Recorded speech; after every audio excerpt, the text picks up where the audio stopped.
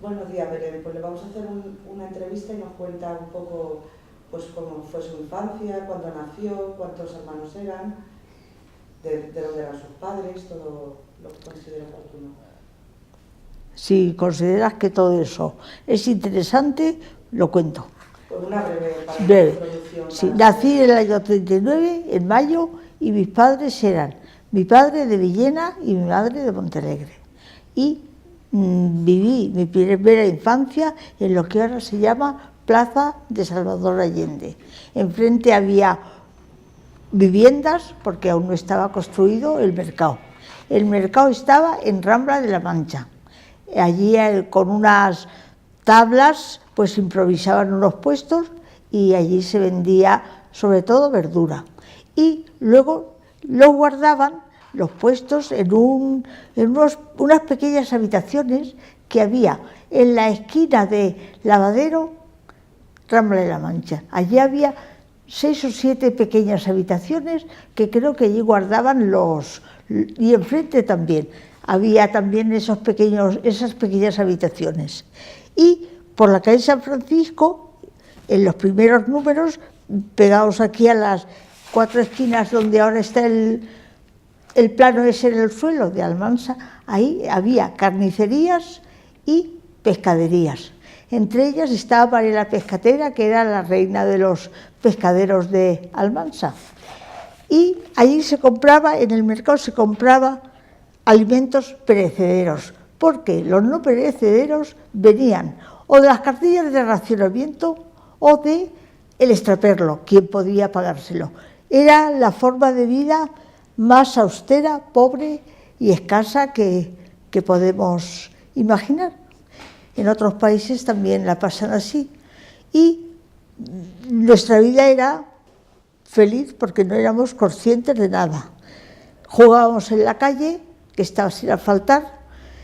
Cuando había barro, pues con barro, y cuando pasaban animales domésticos, tales como cabras o como caballerías, y dejaban sus excrementos, pues allí, cerca de los excrementos, jugábamos sin mayor problema. Recuerdo a un pregonero que se ponía en la puerta de lo que ahora es Trazos, y allí pregonaba bandos que le decía el ayuntamiento y también alguna noticia de interés de Almansa, y también las pérdidas. Generalmente se había perdido alguna cabra y él decía el paraje por donde la cabra se había perdido, y aquello debía ser muy útil. Y también recuerdo que pasaba un invidente o no sé, vendiendo iguales, pero con un pregón. Ahora los que venden cupones no pregonan, pero entonces sí pregonaban la mercancía, y yo la oía porque no había coches, y como no había coches ni ruidos que distorsionaran, pues la calle era nuestra, las aceras eran nuestras y el silencio pues era nuestro, o sea que vivíamos muy felices.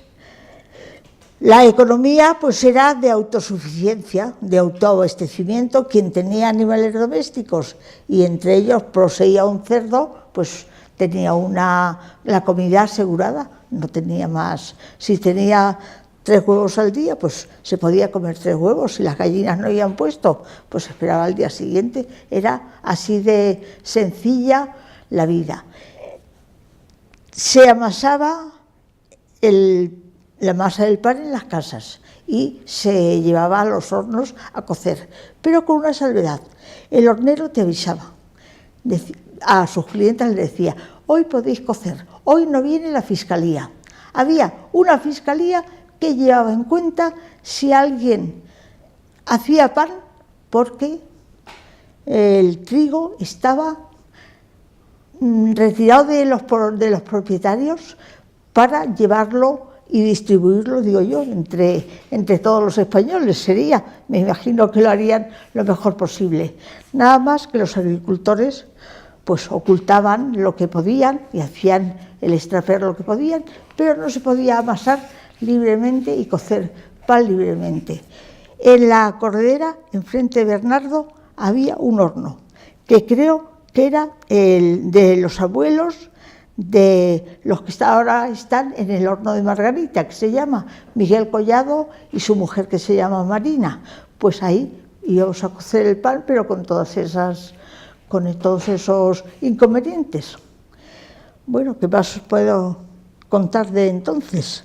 La gente salía al campo en busca de alimento para sus animales y también alimentos para ellos. Por ejemplo, las collejas eran muy apreciadas y la gente volvía con sacos de hierba para alimentar a sus animales.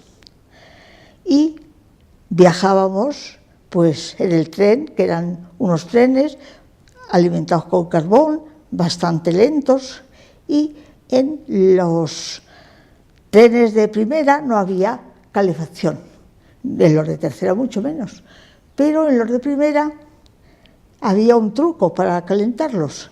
En las estaciones así donde paraba el tren mucho rato, pues los empleados llenaban unos tubos de hierro que se llamaban caloríferos con el agua caliente de las máquinas y sacaban los que se habían enfriado y metían los calientes, y aquello era la calefacción que entonces se conocía en los trenes.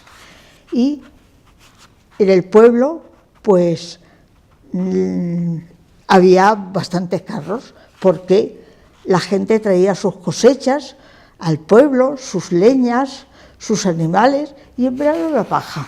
Y en las calles, pues yo me acuerdo de la calle Ferrero y en otras calles así muy céntricas, enormes montones de paja en la puerta y la gente pues metiéndolos dentro de la casa. Los chiquillos también íbamos a ayudar y éramos felices allí jugando con la paja. Más bien yo creo que otra cosa no hacíamos. Y pues qué más os podría yo referir de aquellos años. Había mujeres que les llamábamos las extraperlistas, que con todo el mérito se habían ganado ese sobrenombre porque se dedicaban las pobres al extraperlo. A veces la Guardia Civil las pillaba, les quitaba el extraperlo, que era un poco arroz, un poco aceite, que lo traían y, en fin. Y los vecinos, pues no teníamos radio ni nada, pero por las noches de verano nos salíamos a la puerta de la calle con unas sillas, con un botejo de agua, porque la acera era nuestra y la calzada también. No había coches ni cosa que se pareciera. Allí podías estar tranquilamente hablando, que ningún ruido te iba a distraer. Los entierros, los velatorios se hacían en las casas y a los chiquillos nos mandaban a las vecinas a que pidiéramos sillas y para que todos los familiares, amigos y conocidos se pudieran sentar. Luego el difunto pues salía hacia el cementerio a hombros de sus familiares o amigos, porque no había coches fúnebres ni cosa que se pareciera. Las bodas también eran así, por la calle iba el cortejo nupcial hacia la iglesia y además gritaban, decían vivan los novios y vivan los padrinos, y todo el mundo los coreaba con tanta ilusión. Y luego la boda se celebraba en las casas. Si era más modesta, se daba un refresco, que el refresco era unas pastas y alguna apañado o cosas así.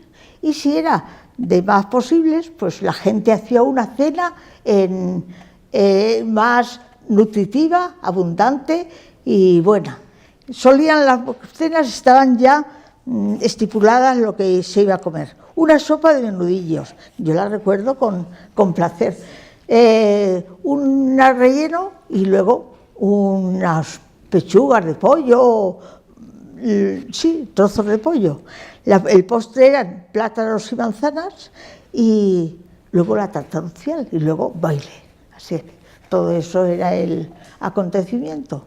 Y yo me acuerdo, mi familia era muy religiosa, de lo cual me alegro y tengo que agradecérselo, que me confirmé. Recibí la confirmación cuando aún, yo no sé si tendría 4 años. A mi hermana pequeña la llevaba mi madre en brazos, porque era un bebé, y también se confirmó. Y en la iglesia de la Asunción estaban las monjas con sus alumnos que habían llevado sillas para que se sentaran. En la iglesia no había bancos ni nada, no había nada. En la capilla de la comunión, en la puerta, había pues bastantes sillas, cada una de una forma, y es que las que iban con frecuencia a la iglesia se llevaban su silla y la tenían allí con sus iniciales, y cuando llegaban a misa pues iban, buscaban su silla y se sentaban donde les parecía bien. Pero es que creo que en la guerra habían quemado los bancos y unos órganos que había en la iglesia, todo lo que era combustible por calentarse o por maldad lo habían quemado. Yo recuerdo que los bancos se pusieron por el año 50 o por ahí. Fue un guarda rural a mi casa, y iría a la casa de mis padres en el campo, y iría a todas las casas rurales de aquí de Almansa, y dijo: tenéis que contribuir. A nosotros nos pidieron 200 pesetas, con 200 pesetas porque van a poner los bancos de la iglesia. Entonces mi padre pagó las 200 pesetas, que entonces era una cantidad respetable, y luego pues ya pusieron estos bancos que ahora tenemos en la iglesia. Pero hasta entonces era un espacio donde se podía hacer cualquier cosa, un baile, por ejemplo, porque allí no había en donde sentarse. Creo que los padrinos de aquella confirmación fueron don Luis de Teresa y su madre, doña Madalena Rovira, que estaban allí muy arrodillados en unos reclinatorios o sentados o no sé qué, pero yo no sabía lo que era la confirmación, mis hermanos, que eran más pequeños, mucho menos mal que luego, cuando me hice adulta, ya reconocí que estaba confirmada y que estaba de acuerdo con la gracia que había recibido en la confirmación. Y luego fui a las monjas, fuimos los tres a las monjas. Bueno, pues las escuelas eran unitarias o algo así. Sí, bueno, no era algo así, es que eran unitarias. Y había, pues, se graduaba por edades, había 2 o 3, yo creo que había solo 2 o 3 aulas, con distintas edades parecidas y conocimientos parecidos, y llevábamos los alumnos la leña al colegio, porque si no, las monjas no tenían leña ni otro medio de calentarnos. Yo llevaba cepas o gavillas de sarmientos, otros, pues, cada una lo que podía. Y además, algunas privilegiadas llevaban una lata de ascuas, así una lata rectangular, que era de carne de membrillo, con un asa de alambre, que era así como el asa de un cubo, pero más. Y luego encima tenía la tapa con agujeros, se le ponían en su sitio, ponían los pies encima y entonces gozaban de un calor especial. Y luego en el recreo las sacaban al patio y las agitaban así para que las ascuas tomaran oxígeno y no se apagaran. Pero aquello era tan normal que nadie lo encontraba, yo qué sé, diferente. Las escuelas, tanto la de las esclavas de María como las nacionales, que se llamaban, eran con separación de sexos, los chicos por un sitio y las chicas por otro. Además de las monjas, al lado estaba el Grupo Escolar Cervantes. El Grupo Escolar Cervantes estaba donde ahora tiene la preciosa casa Antonio López. Aquello era un caserón inmenso, allí vivía gente, había una peluquería, estaban las escuelas y yo no sé cuántas cosas más. Y había otras en donde ahora están los juzgados, y luego había algunas escuelas, había otras en la calle Mendizábal, sí, que esa le decíamos la escuela de Doña Sole.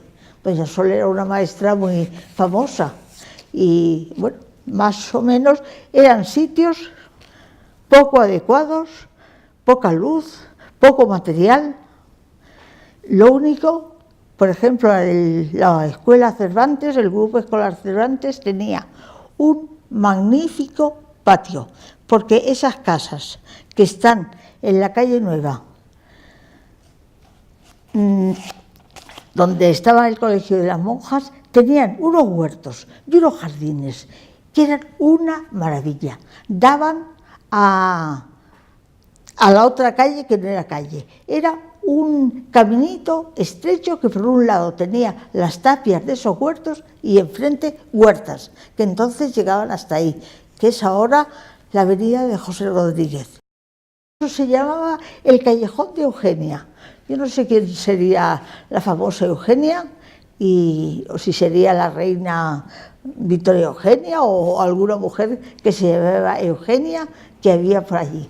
Yo me acuerdo de pasar de vez en cuando por allí y me encontraba siempre a 2 o 3 chiquillos, pero no me extrañaba, aquello era cosa muy natural y muy corriente, con los pantalones bajados, en cuclillas y haciendo caca allí tan al aire libre, pero es que entonces no había grandes preocupaciones por la higiene ni por... Yo creo que no había alcantarillo en Almansa, tenían los más una fosa séptica o un hoyo donde iban los excrementos, no había otra forma de sobrevivir. Y cuando íbamos al colegio, mi madre nos llevaba, porque éramos muy chiquitinos, y nos cruzábamos a veces con un señor que llevaba un saco azul al hombro y que iba diciendo: ¡el tintorero! Sí, venía, se llevaba ropa, la limpiaba o la teñía y luego la traía. Yo no sé de dónde era aquel hombre y mi madre le buscó una rima. Decía: mira, va diciendo, el tintorero, al que llore me lo llevo. Porque nosotros se ve que llorábamos así, todo lo que queríamos y dábamos la lata. Entonces mi madre nos metía miedo con el tintorero, pobre hombre, que no sabía que mi madre lo había reencarnado en figura siniestra. Bueno, pues en las monjas aprendí a leer, y yo no me acuerdo cómo, pero yo qué sé, a los 5 años ya sabía leer, y me pasaron a una clase un poco más superior, y entonces había poquísimo material. Teníamos unas enciclopedias que resumían el saber de la época. Los hijos de Santiago Rodríguez, que tenían 3 enciclopedias, pues con conocimientos cada vez un poco más superiores. El Vives, que era la que teníamos en las monjas. Y yo no sé si Anaya después también tuvo enciclopedias, pero el Vives y los hijos de Santiago Rodríguez eran el sumo de la sabiduría. Había un analfabetismo, bueno, yo no sé qué porcentaje, pero grande. Y no había más programas que lo que traían las enciclopedias. No hubo programas, lo que se dice, hasta que no llegó un ministro que se llamaba, no me acuerdo el nombre, pero sí que el apellido, Villar Palasí. Villar Palasí debió estar, pues, en los primeros años 70 o en los últimos 60, pero era un hombre ya con mucha visión de que el mundo había que ayudarle a progresar. Y entonces hubo una división de los conocimientos escolares al menos en seis cursos, y luego después en 8, porque como había tan pocos institutos, se estudiaba pues una cosa así parecida a lo que ahora es la ESO en la escuela. La ESO pues debían ser hasta el 7º y 8º. Me acuerdo de que ya en la ESO yo explicaba algo de historia, que eran los atentados que habían terminado con la vida de Prim y de algunos así españoles presidentes. Y bueno, en el libro decía, y yo sabía que habían sido terroristas, pero la palabra terroristas la tuve que explicar y yo no sé si el alumnado se enteró de lo que era un terrorista, porque entonces no se conocía, desgraciadamente tan bien como lo conocemos ahora y tras diario, el terrorismo y los terroristas. Estos españoles eran unos, desgraciadamente, muy adelantados a su tiempo, porque aquello había pasado en el siglo XIX y ya estábamos bien entrado el XX. Bueno, pues luego estudié bachillerato en las monjas y estudiábamos de una forma que aquí se llamaba libre, que no era la libre enseñanza que había habido en el siglo XIX, no, a principios del XX había habido una institución que se llamaba libre enseñanza. Nosotros estudiábamos libres. Quiere decir que preparábamos el curso durante los meses del curso escolar y luego en junio, en este mes que es fatídico, pues nos íbamos a Albacete, donde solo había un instituto, el Bachiller Saúco, el que está enfrente del parque, que es una preciosidad de edificio. Y allí unos catedráticos del instituto pues ya tenían esas fechas señaladas para examinar a los alumnos libres. Nos sentábamos como si estuviéramos en la escuela, en los pupitres, y ellos en un estadico que había, y allí había pues 2 o 3 catedráticos.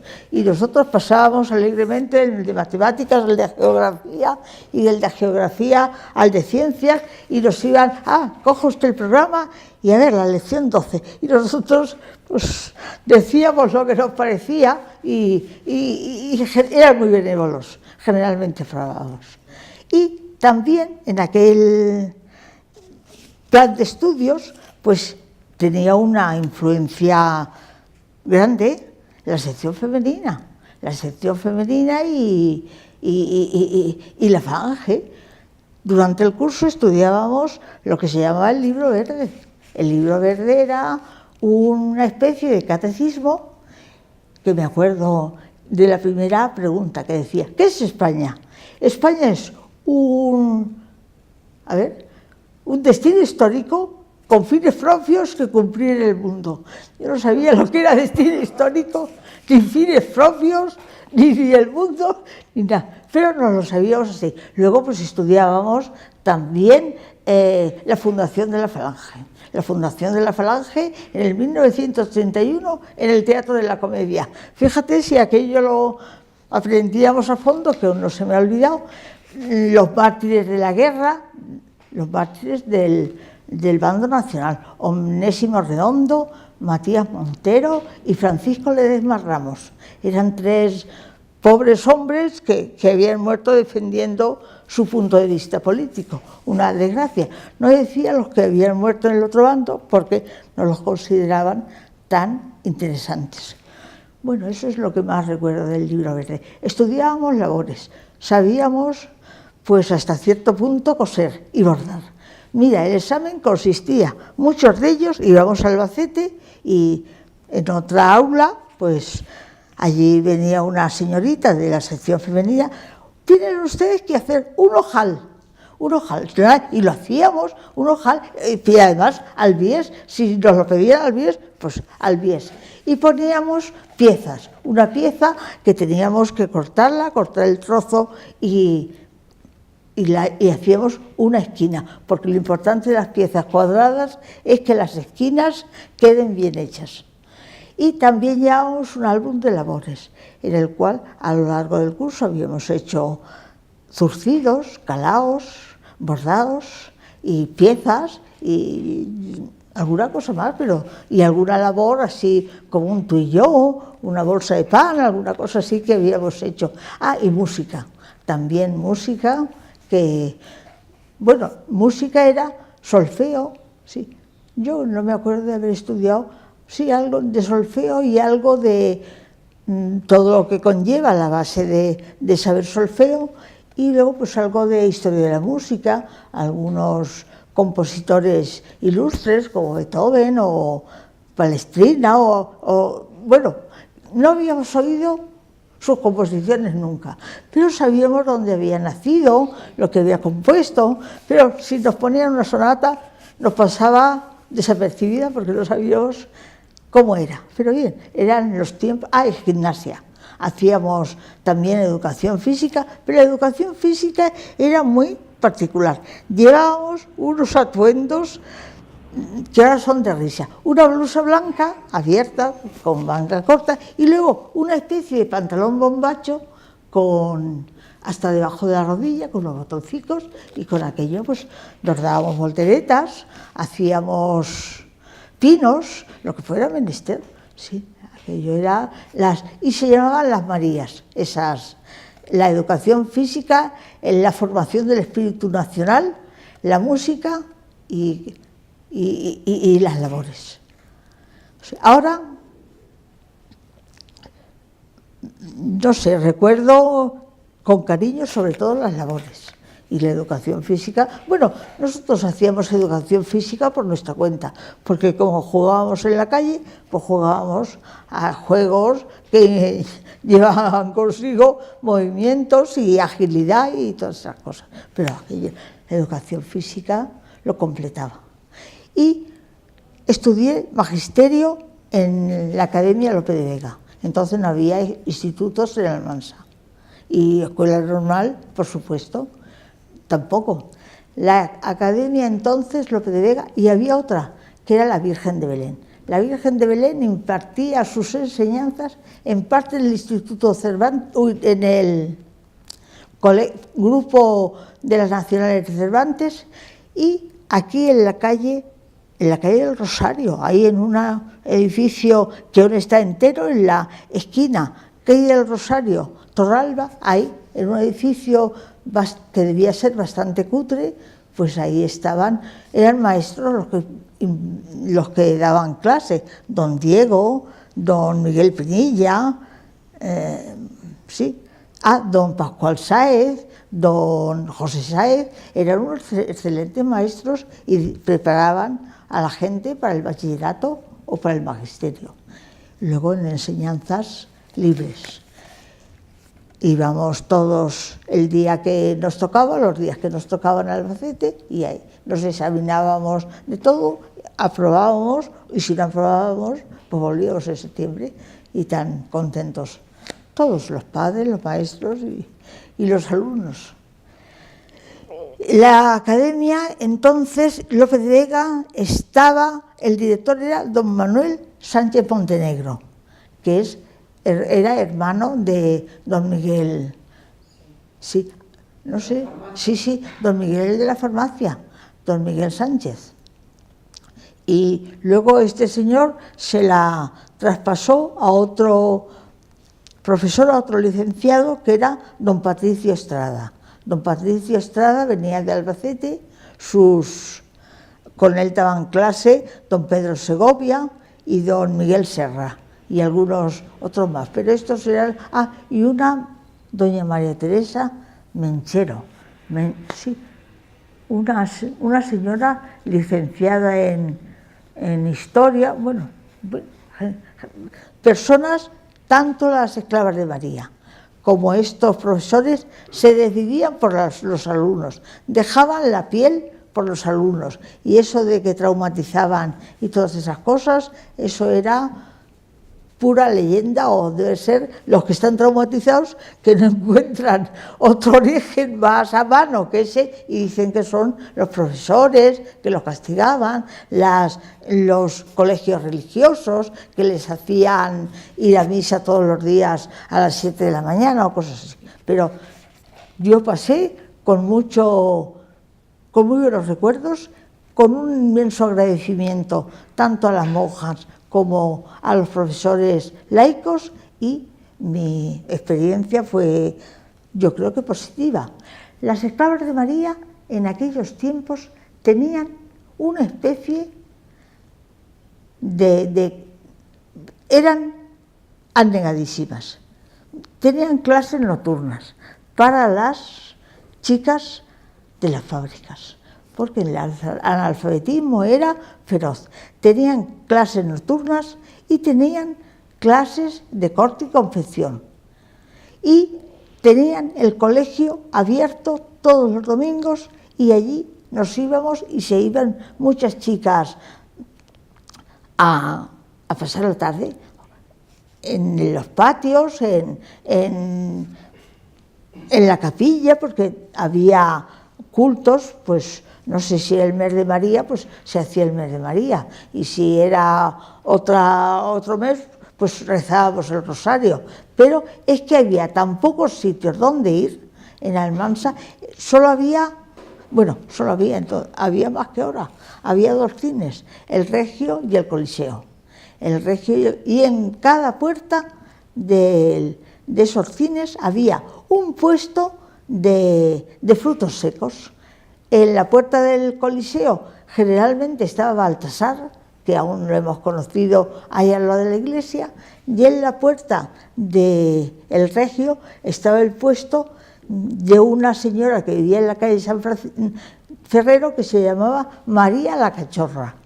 Y había otros puestecicos, les digo los puestecicos, y eran unos carritos con ruedas, y allí pues había cacahuetas, chicle, de lo que entonces, membrillos, que vendían también membrillos, cigarros para los chicos que se vendían por unidades y cosas así.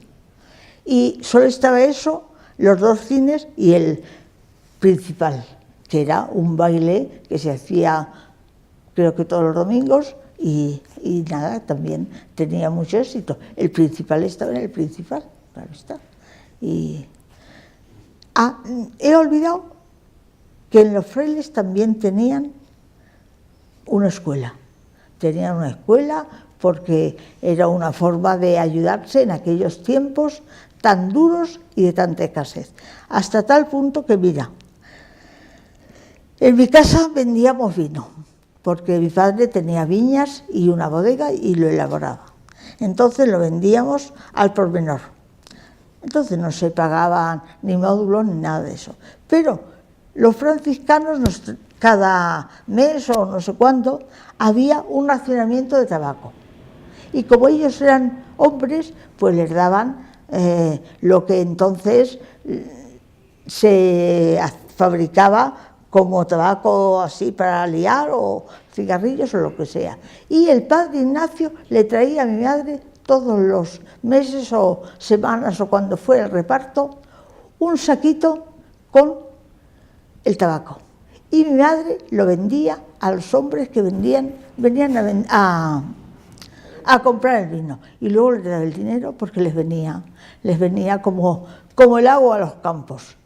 Y doña Pepita Cuenca, que vivía en la calle Nueva, pues les hacía una matanza a los frailes todos los años de su propia generosidad, y luego les iba dando los jamones o los chorizos o lo que fuera, pues cuando ella le pedía, venga, ahora les voy a mandar esto, ahora les voy a mandar otros chorizos o jamones o salchichón, que estamos en Pascua. Y sí, en su casa se lo guardaba, que tendría bodegas o cámaras o lo que fuera, pero es que la vida entonces era para pensárselo.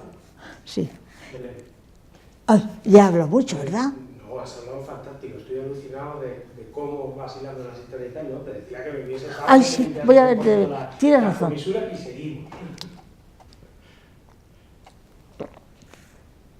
Si no, si hacemos todo el tiro. Qué bonito, Belén. ¿Verdad? Es Precioso todo lo que nos está contando. Estamos aquí con la boca abierta, no hace falta ni preguntarle. ¿Y del campo? ¿Tiene experiencia de la finca? Mucha, total. Porque vivían aquí en el pueblo, pero... Bueno, mira, no. Vivíamos lo más duro del invierno aquí en el pueblo. Y luego en la primavera nos íbamos. Y nosotros íbamos a una escuela que había en Belén. Claro, es que nos tiene que hablar de eso, de la escuela de Belén. Porque era de la finca de Chaco, tiene que nombrar la finca, ¿no? Pues... O la otra, o la huerta, ¿dónde iban? Yo vivía en la huerta y allí teníamos una casita muy modesta. Ahora lo cuento. Claro, lo de la escuela de Belén también, que ahí había un colegio. Sí, había una escuela, sí. Qué gracioso. Bueno, es que entonces aquello era, pues, población diseminada pero abundante. Sí. Vivía mucha gente por ahí, por las fincas y eso, claro. Vivía mucha gente, sí. Y además estaba la Renfe, que proporcionaba también, mira, la estación del Ángel, vivía el jefe, el factor y varios mozos de agujas que se... Vivían allí. Vivían en la estación, sí, claro, vivían en la estación. Y además vamos a ver, de trecho en trecho había unas casillas que eran unas casitas muy sólidas, en donde vivían el capataz de vías y obras y los obreros de vías y obras. Pues había 2 en el Ángel, en las casas del Ángel. Una, 3, así confrontando con el pantano. Estaban los pasos a nivel. Aquí en Almansa, bueno, en el trazo que yo recorría, pero luego había más, había 2. Uno, pues, próximo a lo que fue restaurante La Sole, que ahora es otra cosa, y otro aquí en Almansa, a la altura de la cerámica Collado, por ahí por donde tiene la casa Carmen Sendra, sí. Ahí había 2 pasos a nivel que, claro, que se bajaban los palos cuando iba a venir un tren, para que aún así aún había accidentes, porque por alguna causa se encontraba en un camión de los pocos, o un carro de los pocos que había con... Cuéntenos si pasaban el invierno aquí, los meses duros. Sí. ¿Y en verano sí? Sí.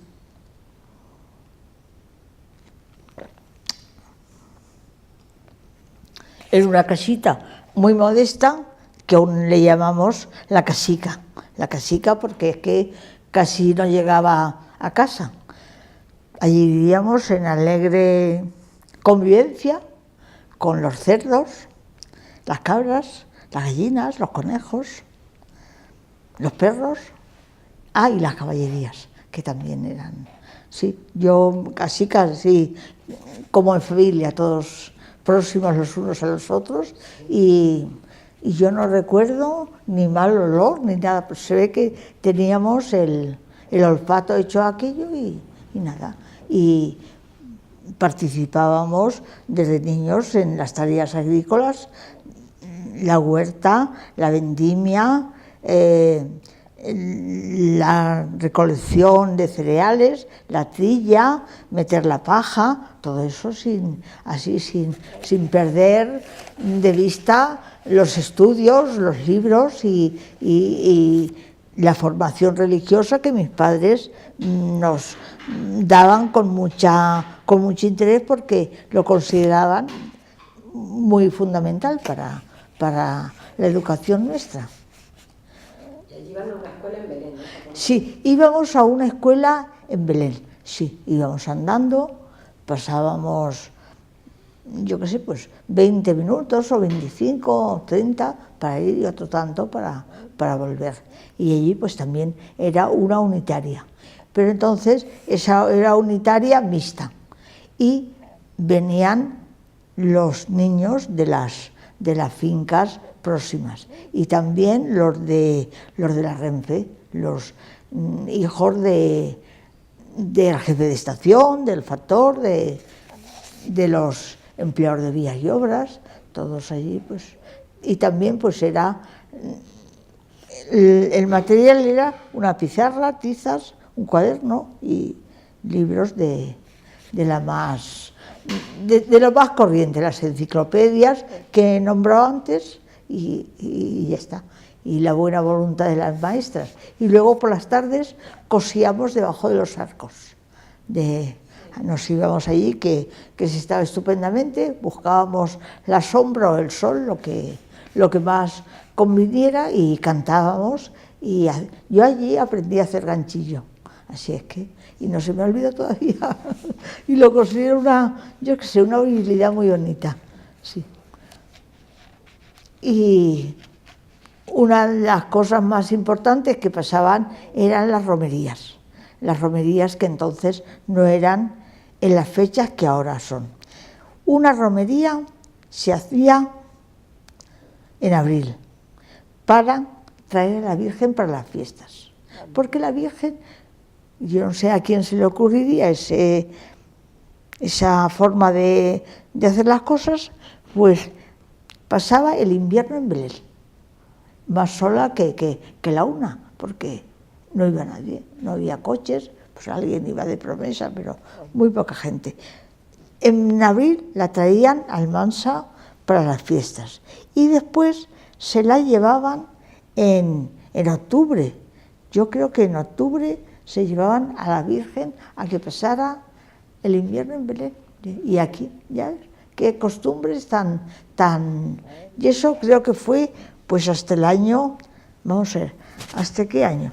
Pues yo me acuerdo, por lo menos hasta el 58 o por ahí, hubo ese calendario tan distinto al de ahora. ¿Te recuerdas las romerías en aquella época? Sí, sí, las romerías eran muy parecidas. La gente iba a pie o en carros, pero además había una institución, podríamos llamarle, que ha desaparecido y que es una lástima. Iban las galeras de embargo. Las galeras de embargo era una preciosidad. Yo no sé, la Sociedad de la Virgen cómo distribuía lo de las galeras, y era pues de distintas fincas de aquí de Almansa. Y las galeras iban muy engalanadas, porque a las mulas, al par de mulas que llevaban, les hacían unos arneses especiales. O el que tenía una galera de embargo no iba a llevar a las mulas con los arneses de todos los días, que solían ser de cuero, gastados, remendados, bueno, pues claro, como es natural. Pero entonces les hacían, yo no sé quién les haría, esos arneses que eran muy coloridos, con muchas borlas, muchos cascabeles y iban así como sembrando alegría. Y en las galeras, pues si les ponían alguna estera o de esparto o algo así, eran unas esteras trabajadas con bordados de colores, de esparto, y la gente, los dueños y sus amistades, pues iban tan contentos camino de las romerías. Se llevaban una sartén para hacer gazpachos o gazpacho o lo que les parecía bien, y luego pues se lo comían por allí por la Vega, pero generalmente cocinado, porque como entonces no había frigoríficos ni neveras ni nada, pues había que llevar la comida fresca y cocinarla, porque si no corríamos el riesgo de coger cualquier intoxicación. Y la vuelta pues exactamente igual. Y en las romerías los arcos estaban ocupados por vendedores ambulantes, generalmente de caramelos y turrón y algo así. Ahí se ponían y los ocupaban, y las velas no se compraban allí, cada uno pues las velas que tenía la devoción de llevar las llevaba ya preparadas, y eran velas, no velitas de estas chiquitinas que ahora se ponen, no existía eso, eran velas grandes, eran cirios, y se ponían en la verja que hay entre el altar mayor y el sitio donde se sientan los fieles, pero aquello daba un calor que pa' qué, y además la cera corría, y yo me acuerdo pues de ver ríos de cera por allí, porque las velas se consumían y claro, y chorreaban hacia la parte de los fieles, pero no nos quemábamos ni nada, las esquivábamos, y yo me llevaba pegotes de cera de aquello que luego lo empleaba así a modo de plastilina, porque era una cosa, sí, moldeable, pero era muy pequeña, y allí arrimadas estaban las velas, y había mucha gente que iba de promesa. Ahora también hay promesas, pero creo que entonces la gente hacía promesas muy duras. Yo recuerdo ver a muchas mujeres entrar de rodillas desde la puerta del santuario, desde la puerta de la iglesia hasta el altar, con una vela o con dos, y pues que tenían esa promesa y la estaban cumpliendo. Y hasta me acuerdo, aquello fue terrible. Yo creo que aún vive la mujer que la hizo. Una mujer que entró desde la puerta hasta el altar mayor, arrastrando la lengua por el suelo. Sí. La mujer se llama Encarna y yo creo que aún vive o vivía en la calle Niceto Cuenca. Y había hecho una promesa que era eso, entrar arrastrando la lengua. Y alguien iba delante de ella limpiando un poco el suelo con el pañuelo. A la mujer, fíjate si han pasado años, yo no estaba viva, no le pasó nada. Y la persona por la que hizo la promesa, pues se curó, gracias a Dios. Así es que eso es, y claro, pues la gente iba andando, no había, o casi no había coches, ni mucho menos autobuses, iba en carro o andando. Pero el tren también. En tren también. Había un tren especial. Sí, que se anunciaba, a lo mejor lo anunciaba el pregonero, o a tal hora sale un tren hacia Belén, era un tren que se ponía para esas festividades, y nada, paraba en el Ángel, y por un caminico que hay de la estación del Ángel hacia Belén, un camino muy corto, pues por allí se iban a... Bueno, y se viajaba también en tren, pero no en esas fechas, en los trenes ordinarios, pues se viajaba hasta el Ángel, porque como no había más que carros, en tren era mucho más cómodo y rápido el viaje.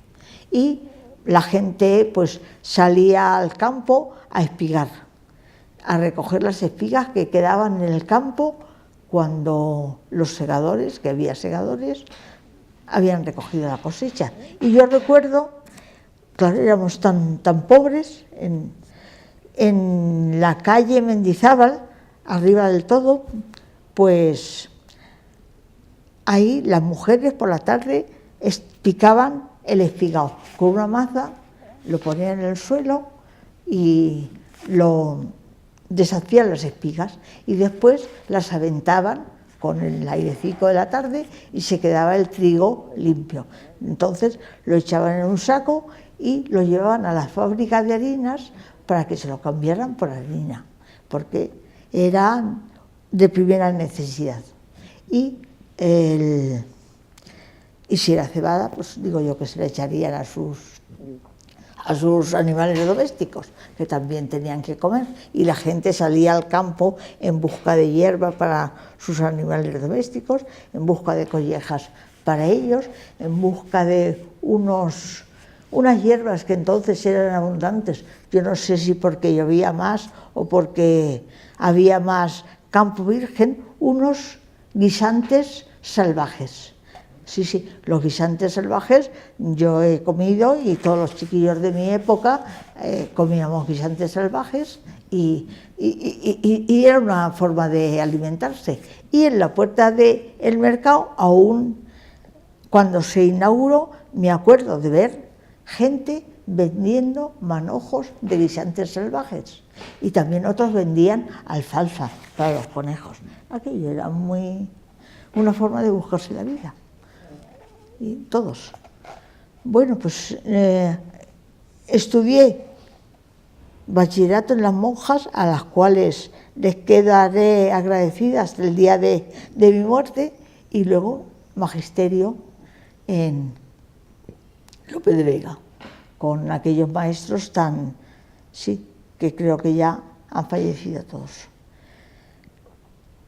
En el año 58 terminé la carrera, y entonces las maestras teníamos que hacer un mes de albergue.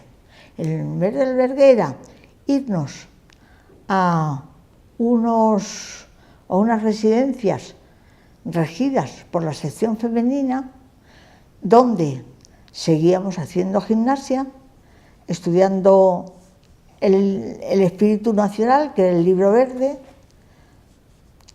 labores y música, y lo pasábamos muy bien, porque a mí me tocó ir a Águilas, que era una residencia que estaba en una playa que se llama Calarreona. Aquello era un sitio idílico, no había nadie, no había ni una casa ni nada. Y estábamos bien alimentadas, dormíamos en un dormitorio común, teníamos agua en unos botijos, porque allí no había agua potable, nos duchábamos con agua del mar y nos lavábamos la cabeza con una greda, una tierra que había junto al mar. Nos metíamos en el mar con un bote de greda y nos echábamos la greda en la cabeza, nos aclarábamos con agua del mar y salíamos tan guapos. Es que no había agua potable. Por los grifos salía agua salada, o sea que nos lavábamos los dientes. Solo había agua potable para beber y en unos botijos que había en una galería, pero como estábamos tan, no sé, tan acostumbradas a la austeridad, pues era una forma más de austeridad. Yo me acuerdo de haber pasado un mes felicísimo. Además hacía un tiempo estupendo. Fue en el mes de octubre y nos pudimos bañar todos los días de octubre, porque hace un clima como en Murcia. Y aquí me esperaba mi madre en Chinchilla con el abrigo, porque ya era o primeros de noviembre o al último de octubre y ya el abrigo era necesario, pero bien. ¿Sigo? Claro, sí, Ay, es madre muy mía. interesante, nos tiene aquí. Y entonces iban chicas que habían, todas maestras que habían terminado la carrera, a hacer la práctica esa allí. Así a reforzar nuestras convicciones patrióticas. Qué gracia. Y eran de Murcia, de toda la zona. Sí, de toda la zona. Mira, de aquí de Almansa, una de fue María Elena Coloma, Sofía Teruel, Belén Martínez Puig, Mari Carmen Casal, también una hija de una maestra doña Carmen Casal, que era la directora del grupo escolar, vamos a ver cómo se llamaba aquel grupo, José María Pemán, sí. Y fuimos 13 o 14 y allí pues nos lo pasamos bomba, sí. No salíamos, los domingos los pasábamos allí porque había una pequeña iglesia, venía un sacerdote a decir misa y allí pues lo pasábamos, o por lo menos yo lo pasé estupendamente. ¿Y eso quién lo presentaba, la sección femenina? La sección femenina, sí, el año 58 y luego muchos años más siguió existiendo esa institución y cuando me dieron la primera escuela tuve que llevar, entre otras cosas, dos certificados de buena conducta. Uno del párroco de mi parroquia y otro de la Guardia Civil. O sea que muy bien, iba llena de buenas referencias. Porque no había oposiciones, Belén, había falta de maestros y terminaban. Era interina, sí. Bueno, tan falta de maestros había que cuando llegué a la delegación, así a informarme, ya me dieron la escuela. Y me dijo el delegado, cuando pueda traer usted los papeles. O sea, que se fió de que yo era maestra, porque al decírselo, porque yo fui a informarme, no llevaba más documentación. Y luego ya reuní los papeles y los mandé a la delegación. Y en Villanos, pues, me encontré pues un panorama sombrío, porque las escuelas sin calefacción, sin material, sin servicios y sin de nada, y también unitarias y con división de sexos. Había allí 4 escuelas, 2 de niñas y 2 de niños. La maestra que había llegado antes que yo había cogido las mayores y yo pues me quedé con las más pequeñas. Y aquello pues nada, era hacer lo que se podía, pero no se podía mucho. Había pues en algunos sitios, como por ejemplo aquí en Almansa, maestros muy prestigiosos, como por ejemplo don José Conde, don José Sáez, don Diego Sáez, sí, hombres, trabajadores, inteligentes, anegados, que sí, que formaban a los niños de aquella época. ¿Y en Villa no le daban casa de maestros? ¿O no? Nada. No, la casa yo estaba de pensión, en una casa particular que quisieron tenerme, sí, casa de Honorina, una viuda que tenía 5 hijos y que no tenía ni más ingresos que lo poquito que yo le pudiera dar, y su padre, que era muy anciano, era talabartero. Y sí, talabartero es los hombres que hacen arneses para animales. Pues sí, era talabartero y zapatero, arreglaba calzado, no hacía propiamente arneses, remendaba los arneses que se rompían, pues les ponía piezas o los cosía o lo que sea. Y un hijo joven que tenía, jovencito adolescente, pues echaba algunos días con los albañiles y poco más. Aquello era el milagro de los panes y los peces casi continuo. Sí. Mira, se me ha olvidado decir, claro, en aquellos tiempos el trabajo infantil era corriente y nadie nos escandalizábamos de nada. Aquí en Almansa estaban los churreros. No sé si alguien os habrá hablado de los churreros.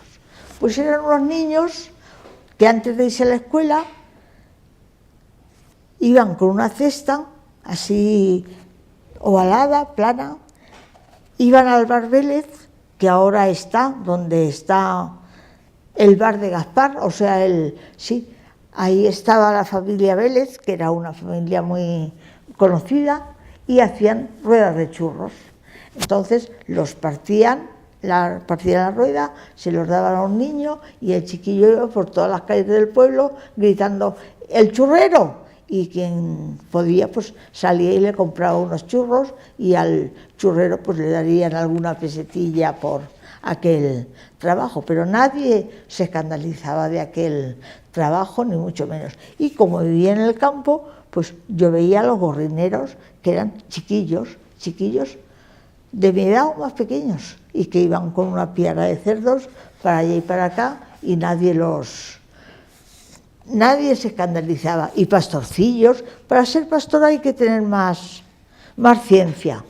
Llevar un ganado de cabras o de ovejas tiene su aprendizaje, y ya eran hombres con más experiencia, pero a veces también llevaban un ayudante, o en las casas donde tenían ganado, pues mandaban al hijo pequeño con el ganado, y los mayores pues iban con el par de mulas a dar a los campos, que eso también tenía su ciencia, porque había que sacar el surco derecho y no todo el mundo sabía dominar a la yunta y al arado para sacar el surco derecho, pero así se vivía.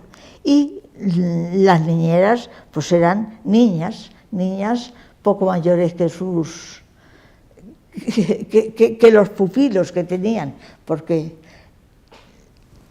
no había casi posibilidad de conseguir ingresos, o los ingresos que se conseguían eran muy pocos. Y cuando vine a Almansa como maestra, que vine en el año 67, creo, 68, y vine al grupo escolar José María Pemán, aún iban las niñas mayores a trabajar a las fábricas hasta que se hacía la hora de la escuela.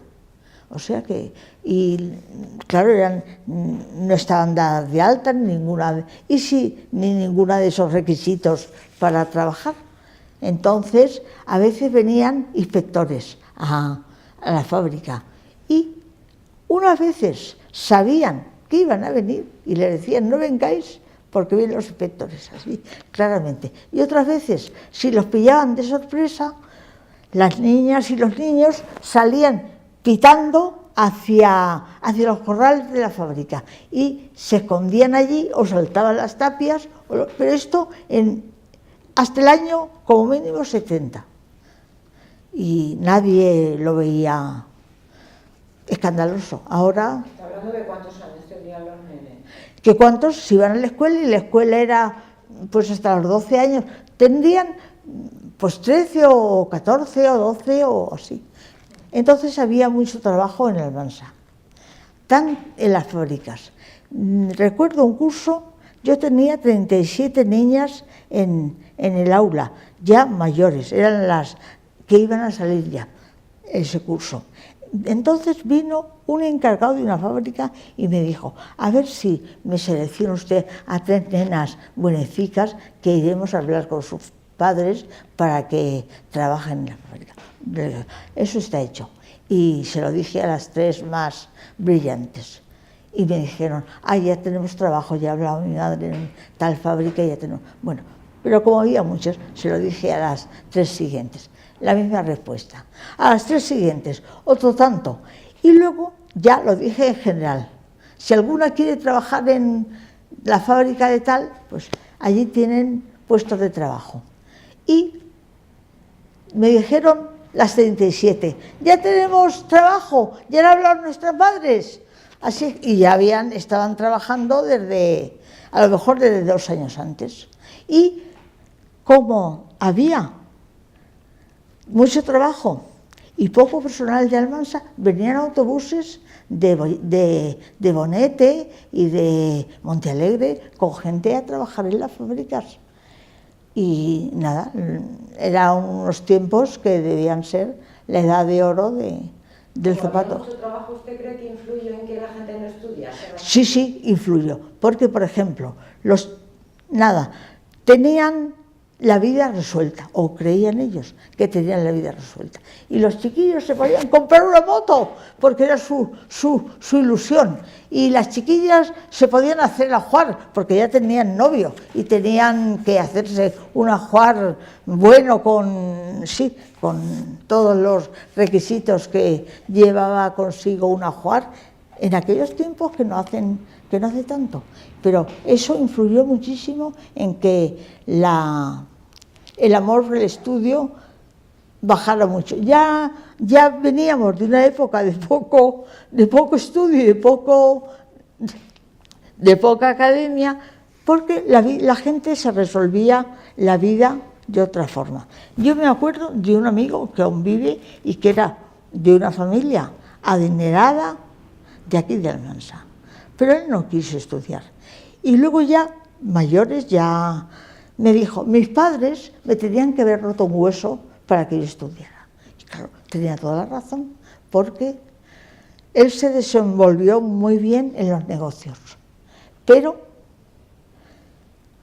a esa brillantez del dinero le hubiera gustado pues añadir un título académico, que menos que por lo menos tener el bachillerato, que no lo tenía. Es un hombre que se ha desenvuelto bien y le ha ido bien, pero las cosas eran así.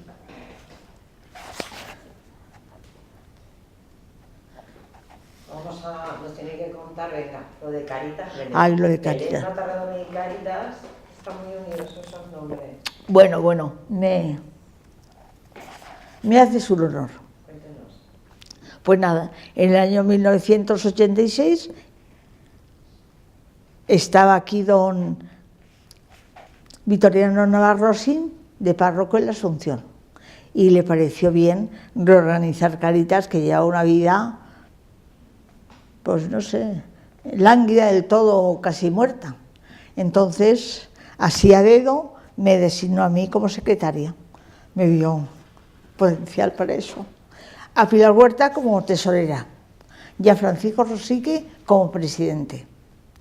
Y heredamos de los anteriores una cartilla del banco, sí, de Castilla-La Mancha, que yo no sé el dinero que tendría, no me acuerdo o no lo supe nunca.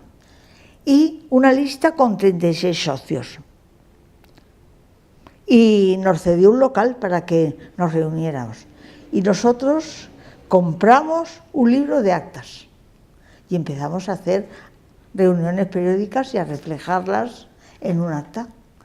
Y pusimos un horario para atender al público, porque por lo visto la gente necesitada iba al sacerdote y cuando le parecía bien le contaba sus necesidades y él pues hacía lo que estaba en su mano, pero con un grupo, digamos, especializado, pues ya estaba más regulado y más atendido. Fue, ya te digo, un casi morir de éxito, porque nos acudieron todas las necesidades de Almansa, que eran muchas, porque entonces no había ni siquiera... La Cruz Roja hacía una labor casi testimonial, pero no hacía la labor inmensa que hace ahora. Y los planes de empleo no estaban. Entonces, la mayoría de gente eran personas de muy baja calificación académica, es decir, analfabetas y analfabetos, con poca cualificación laboral también, o sea que no sé, tenían trabajos esporádicos en el campo, pero de una forma tan discontinua que no daba para más. Enseguida tuvimos que hacer allí mismo, improvisar un ropero, porque la gente nos traía ropa, y para tenerla un poco organizada lo hicimos así. Y a la vez empezamos a recibir formación específica de Cáritas Diocesana de Albacete. El encargado de Cáritas Diocesana era un sacerdote ejemplar, entregado, que había sido párroco en la Asunción. Se llamaba don Ramón Roldán. Murió bastante joven porque le falló el corazón, y todo lo que va relacionado con el corazón pues tiene a veces mal pronóstico. Pero mientras vivió hizo una labor extraordinaria. Como teníamos tantas necesidades y así socorrerlas así arbitrariamente era una cosa que no iba de acuerdo con los principios de Cáritas, se hizo un taller de costura y cocina en una casa particular. Y allí las que tenían unas necesidades grandes iban a coser y a aprender a cocinar, y se les pagaba mensualmente lo que estaba estipulado. Además, se les formaba dentro de nuestras posibilidades para que sus habilidades sociales, que se llamaban, pues fueran creciendo. Y el dinero que se les daba, pues se les daba de una forma digna, porque se lo habían ganado. No era una limosna, era un salario, una especie de salario. Y así estuvimos, pues, hasta el año, yo creo que 90 y algo. Como estábamos en locales dispersos y precarios, Cáritas compró una casita en la calle de la Estrella, y allí estuvimos un poquito más desahogados, con los mismos principios, a los cuales se añadió un taller de esparto, cuyo monitor era el vitorero, que era un hombre sabio en muchas cosas, y en el esparto una eminencia, y tuvimos la suerte de poderlo tener ayudándonos. Bueno, por entonces también se contrató una trabajadora social, porque las voluntarias pues no se podían ocupar de llevar un historial, un fichero, una documentación de todo lo que se hacía allí. Y en el año 97 tuvimos los primeros inmigrantes. Los primeros inmigrantes eran unos 1500 que habían saltado las vallas de Ceuta, Melilla y compañía, o se habían venido nadando. Y Cáritas los había acogido y los había distribuido por las Cáritas peninsulares y me imagino que insulares también. Aquí llegaron 4 muchachos de Malí, que habían estado así como 2 años viajando a pie como podían desde Malí hasta Marruecos. Y luego pues habían llegado a Ceuta y se habían venido aquí. 2 de ellos no sabían leer ni escribir y ninguno sabía español.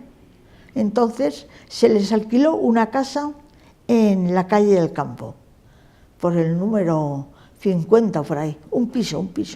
Y allí estaban los muchachos, bueno, les hacíamos la comida en Cáritas y se llevaban una olla con macarrones o con paella o lo que fuera. Como eran todos musulmanes, les hacíamos unos cocidos sin cerdo, pero bueno, eran bastante sustanciosos. Pero bien, ellos estaban muy contentos. Se les dio alguna noción de español y luego ellos se fueron yendo en busca de contactos que tenían previamente. Pues uno se fue a Bélgica, otro se fue a las Islas Baleares, otro se fue no sé dónde. Previamente pasaron por Torre Pacheco, donde también había un albergue para inmigrantes. Entonces no había inmigrantes en España. Y yo fui a verlos una vez a Torre Pacheco. La casa estaba muy bien, en medio de las huertas, pero ellos tenían, y estaba regida por un marroquí y su familia. Pero ellos, como venían de una cultura tan diferente, dormían en literas, pero no se metían entre las sábanas, dormían sobre la cama. Se ve que y en la sábana no se... Y luego también les extrañaba mucho que les pagaran haciéndoles una transferencia a una cuenta, a una cartilla que llevaban ellos, que les habían dado, porque ellos lo que les hubiera gustado es coger el dinero, porque lo otro se ve que era una cosa así tan extraña para ellos que no, pero bueno, luego se fueron. Uno se fue a Bélgica, otro se fue a Islas Baleares y otros 2 no sé dónde se fueron, pero aquellos se buscaron la vida bastante bien. Y en el año 99 ya empezó un río caudaloso de inmigrantes a llegar a Almansa. Primero llegaron ecuatorianos y colombianos. Y estos tenían ventaja porque eran hispanohablantes y tenían más facilidad para trabajar. Ellas en el trabajo doméstico y ellos pues generalmente en el campo, aunque también muchos se colocaron en fábricas. Entonces aún tenían muchas oportunidades de trabajar. Se alquilaron pisos, los compartían varias familias, que en aquello no sería muy cómodo, pero bueno, se arreglaron así. Cáritas les amuebló, pues así, en algún año yo contabilicé 60 casas que amueblamos como... Sí, la gente nos daba muchísimos muebles y ellos se llevaban camas, colchones, mesas, electrodomésticos, de todo lo que nos daban iba a parar a casa de los inmigrantes.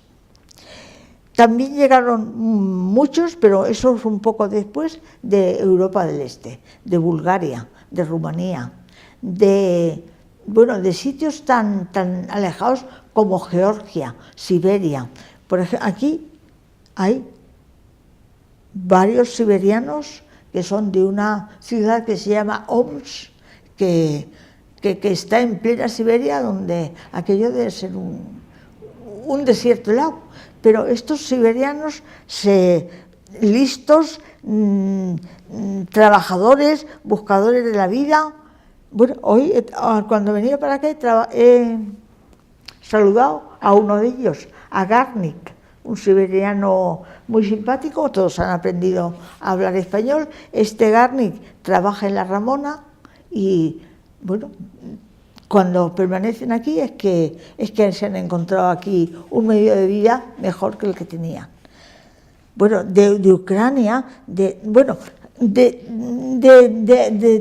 las inmediaciones de Chernóbil nos llegaron varios, de África, sobre todo saharauis y chinos, pero los chinos venían menos a Cáritas, vinieron algunos vinieron a que les diéramos clase de español, y sí, se les dio clase de español a muchos se les dio clase de español y eso les ayudó a defenderse.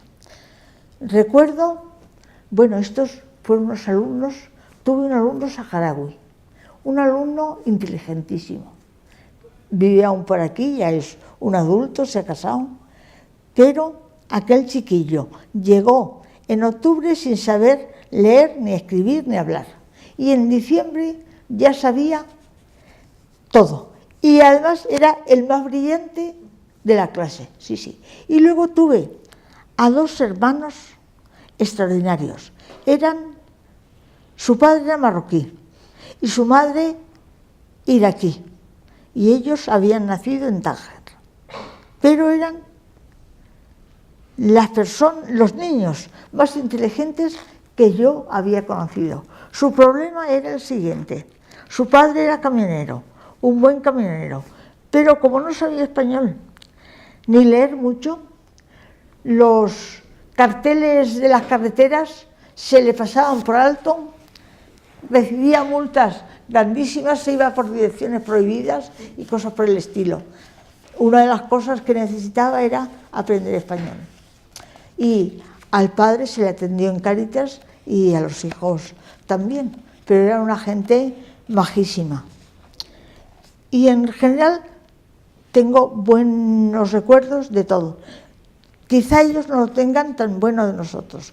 Algunos más sinceros me decían: sufro, me duele el hígado al oírlos a ustedes hablar tan duro, porque decimos palabrotas y blasfemias. Y esta gente era de unos diminutivos que aquí no se usan. Por ejemplo, una señora de Ecuador vino ella sola, pero luego se trajo a sus 4 hijos, a su marido y todo. Ya estamos aquí las 2 citas, ya estamos aquí las 4 citas, que eran las 4 bueno, y los albergues. ¿Y dónde vives? Pues aquísito, a la vueltita, y así expresiones dulcísimas, pero que eso no quiere decir que no tuviera algún fallo que otro, pero ellos les chocaba nuestra despiadada manera de hablar.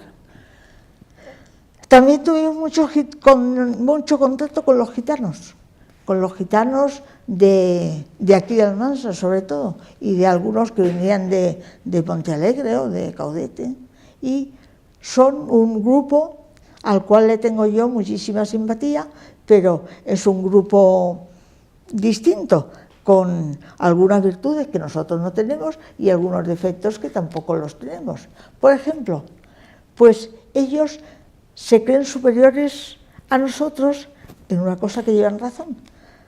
Generalmente tienen unas voces envidiables. Ya quisiera yo poder cantar flamenco como cantan ellos, con buena voz, timbrada, potente y sin aprendizaje ninguno. También bailaban con más gracia que la mayoría, y además espontáneamente, no habían ido a ninguna academia.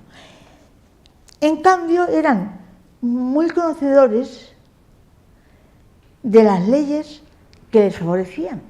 Eso lo llevaban ellos, bueno, al día.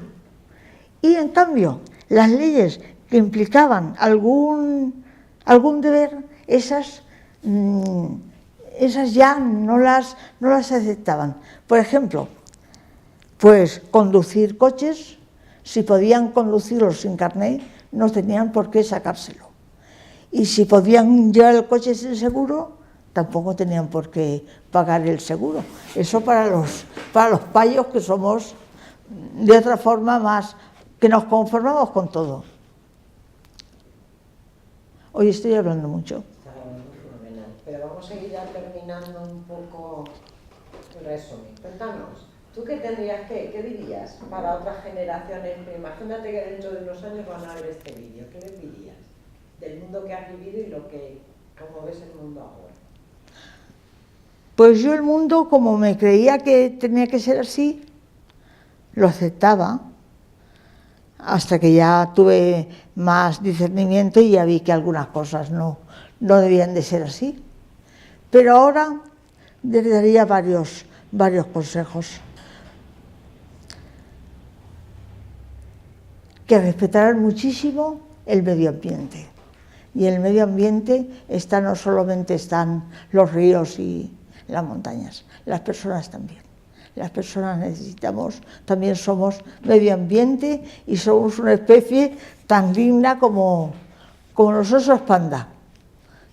Hay un cuidado que me parece maravilloso de algunas especies en peligro de extinción, pero las personas, hay muchísimos millones que viven peor